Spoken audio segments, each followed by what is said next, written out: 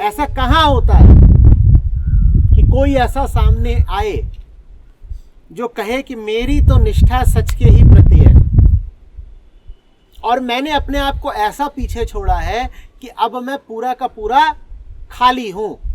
खाली हूं कह दो या ये कह दो कि सच से भरा हुआ हूं। अपने से खाली हूं और सच से भरा हुआ हूं। तो अगर मैं अपने से खाली हो गया और अब मैं ऊपर से लेके नीचे तक सच से ही भरा हुआ हूं तो मैं क्या कहलाया? सच का अवतार।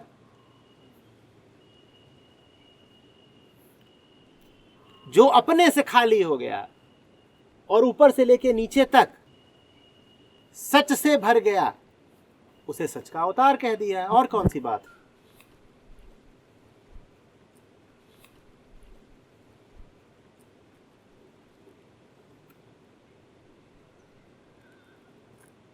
सोमनाथ को मजा आ रहा है, ऐसे ठीक लग रहा है। ये हुआ तरीका पढ़ाने का।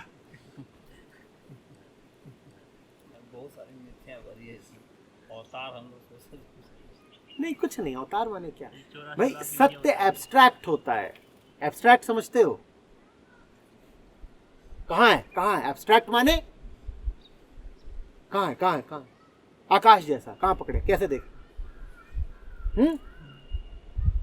रूपहीन, रसहीन, गंधहीन, दृश्यहीन, शब्दहीन, आकार नामहीन।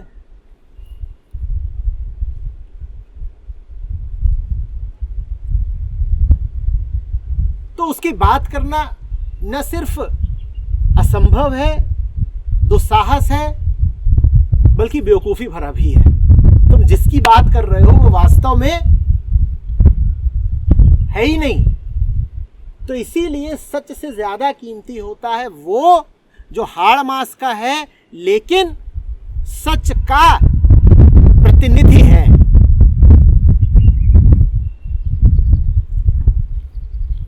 जो है तो हाड़ मास का, पर जिसको देख के याद हाड़ मास की नहीं याद आती।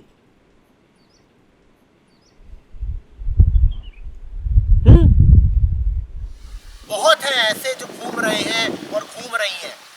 उनके मांस को देखो तो मन पर क्या छाता है? मांस ही छाता है, पता है कि नहीं? और जब तुम कबीर की देह देखते हो तो वहां भी है तो मांस ही, पर वहां देखते मांस को हो और याद किसकी आती है? न जाने किसकी याद आती है।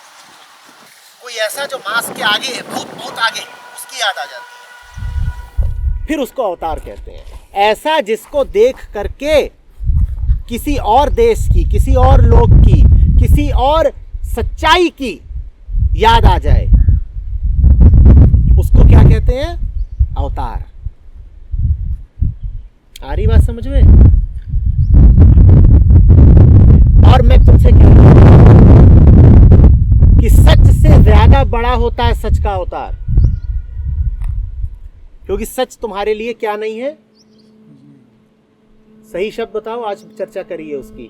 सच तुम्हारे लिए उपयोगी नहीं है और अवतार तुम्हारे लिए। इसीलिए जिसको देखकर आत्मा की याद आए उसको आत्मा से भी बड़ा मानते हैं, उसको महात्मा कहते हैं। तुमने कभी सोचा कि उन्हें महात्मा क्यों कहते हैं? अब आत्मा से बड़ा तो कुछ हो नहीं सकता। आत्मा अनंत है, सर्वव्यापक है, तो आत्मा से बड़ा भी कुछ होगा क्या? तो फिर किसी को महात्मा क्यों बोला जाता है? क्योंकि जिसको देखकर आत्मा की याद आ जाए वो आत्मा से भी बड़ा हुआ, क्योंकि वो उपयोगी हुआ। हम तो उसको अपनी श्रद्धा दर्शाते हुए महात्मा बोलेंगे। ऐसे मूर्ति अमूर्त। हाँ, मूर्ति का उद्देश्य ही यही है कि उसको देखो और याद किसकी आ जाए। और अमूर्त की याद आने का क्या अर्थ है? अमूर्त की याद आने का अर्थ है कि जो यादें हमेशा तुम्हारे जहन में घूमती रहती हैं वो यादें शिथिल हो जाएं। क्योंकि अमूर्त की याद कैसे आएगी? अमूर्त का कोई चित्र है क्या कि याद आ जाएगी? अमूर्त की कोई स्मृति है क्या कि याद आ जाएगी? अमूर्त ना वस्तु है, ना व्यक्ति है, ना विचार है, तो अमूर्त की क्या याद? तो हम जब कह रहे हैं कि मूर्ति को देखकर अमूर्त की याद आने चाहिए, तो हम इतना ही कह रहे हैं कि जो बाकी अन्यथा वृथा यादें में चक्कर काटती रहती हैं, वो यादें विदा हो जाएं। उन यादों का विदा होना ही कहलाता है सच का याद आना। अन्यथा सच नहीं याद आता। सच कुछ है ही नहीं, याद कैसे आएगा?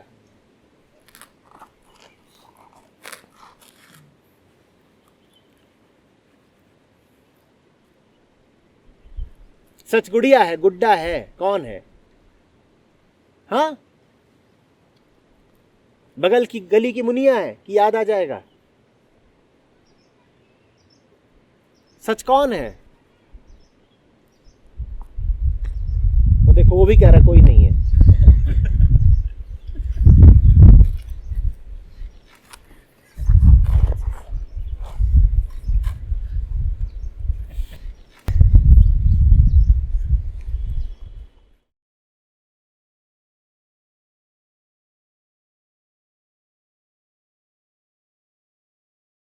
वो वैसी ही बात है जो आज शुरू में चर्चा की ना।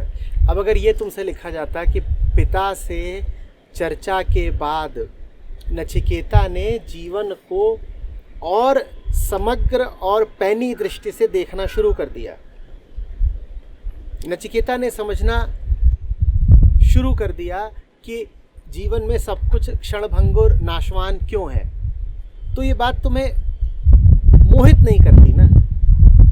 अगर कहा जाए कि कोई अब ये परखना चाहता है कि जीवन में सब कुछ नश्वर क्यों है, तो ये बात कितनी आकर्षक लगती है, उबाऊ लगती है।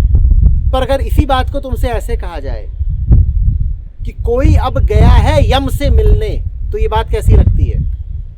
अब बात में जरा रोमांच आता है। अच्छा, यम से मिलने गया है, वो भैंसे वाला यम जिसके 2 सींग हैं, यहाँ काला कलूटा बैंगन लूटा। समझ रहे हो बात को? तो इसलिए बात को जरा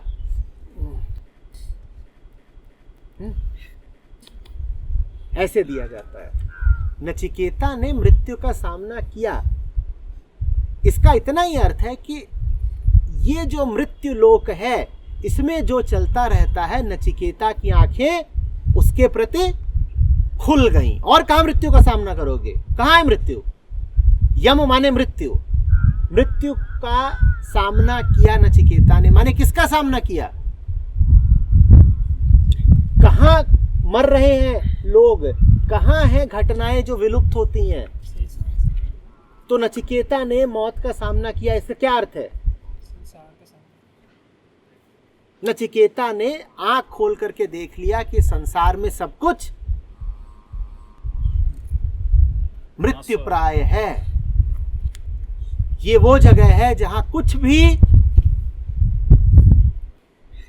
अमर नहीं, टिकता नहीं, बस यही है। पर जब ऐसे कहा जाता है तो हमें मनोरंजन नहीं मिलता। तुम्हें क्या लगता है, टीआरपी का सिद्धांत आज ही था? आज ही है। ऋषियों को भी ये देखना होता था कि कुछ ऐसा लिखो जो लोगों को नीचे, तो फिर कहानी बनाई जाती थी।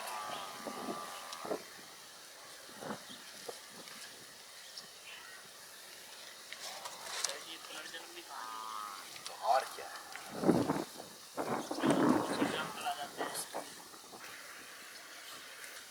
ऐसा कहां होता है कि कुछ मिटता है और उसकी जगह कुछ और आ जाता है? संसार में, जीवन में हर जगह तो हो ही रहा है। तो यही तो पुनर्जन्म है। जो था वो नहीं रहा और ठीक उसी की जगह कुछ और आ गया, ये पुनर्जन्म है। तो अगर पुनर्जन्म भी देखना है तो कहां दिख जाएगा? यहीं पर। ये देखो, ये नदियां बहती है छोटी, एक लहर उठी और फिर कहां गई, और उसकी जगह क्या आ गई? दूसरी आ गई। यही तो पुनर्जन्म है, और क्या है? कर्मकांडी और ज्ञानी अगर दो विभाग करे हैं तो बिल्कुल सुंदर किया है। कर्मकांडी वो जो बिना समझे करता है, ज्ञानी वो जिसके लिए ज्ञान प्रमुख है और फिर उसके ज्ञान से कर्म निकलता है। कर्मकांडी वो जो सिर्फ कर्म कर रहा है, कर्म के पीछे ज्ञान नहीं है, और ज्ञानी वो जो ज्ञान को प्रमुखता दे रहा है, कर्म की बात ही नहीं कर रहा, क्योंकि ज्ञान यदि है तो कर्म स्वतः हो जाएगा। ज्ञान के पीछे पीछे कर्म चला आता है, लेकिन कर्म हो और उसके पीछे ज्ञान हो यह आवश्यक बिल्कुल नहीं है। अधिकांश लोग कर्म करते हैं और कर्म के पीछे ज्ञान नहीं होता।